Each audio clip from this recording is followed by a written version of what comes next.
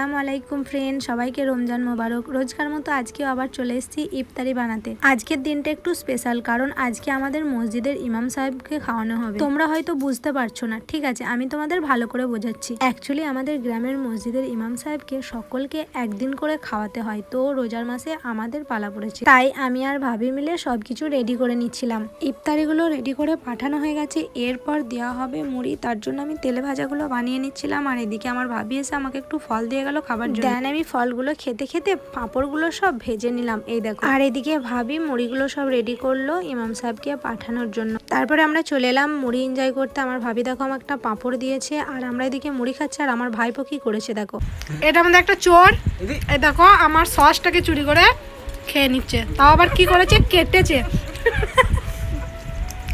কেটে সসটাকে চুরি করে খেয়ে নিচ্ছে। হ্যাঁ, ওকে পুলিশে দেওয়ার দরকার, তাই তো।